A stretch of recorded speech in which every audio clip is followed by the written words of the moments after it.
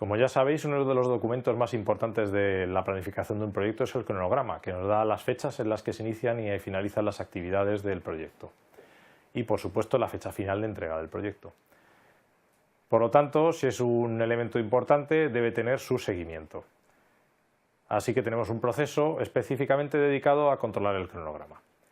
El seguimiento del cronograma o el control del cronograma consiste en seguir el estado del proyecto y actualizar el avance del mismo y gestionar los cambios en la línea base del cronograma.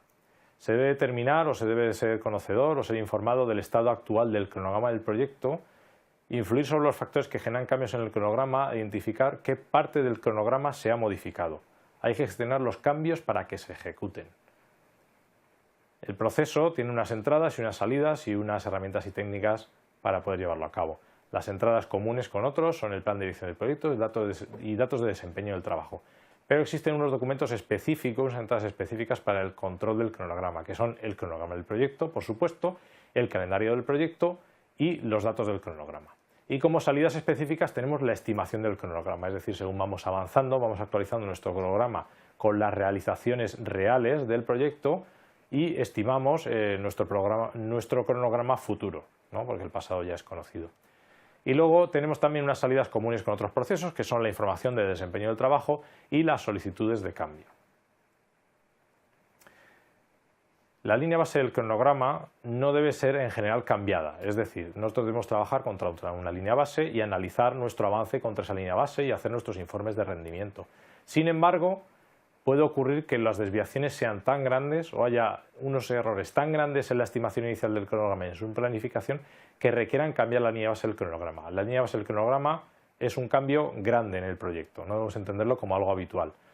En la línea base del cronograma se cambia con un proceso similar al que representamos. Se tiene que tener una desviación significativa, como he dicho, debida o a un grave error en la planificación inicial o a una desviación muy grande porque la ejecución ha sido deficiente.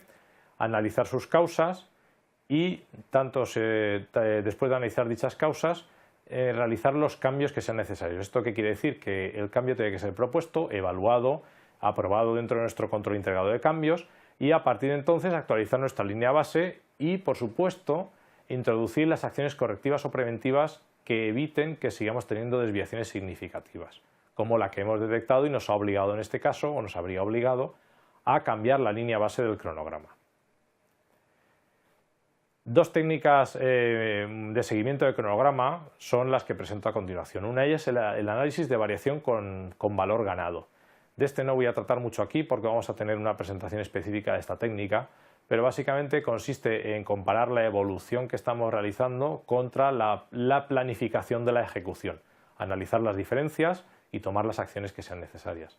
Existe otro sistema u otro método que es el análisis de variación con cadena crítica. En el caso de cadena crítica, dentro del cronograma debemos colocar unos colchones o unos amortiguadores, unos buffers, que son los que nos van a indicar si el cronograma se está atrasando.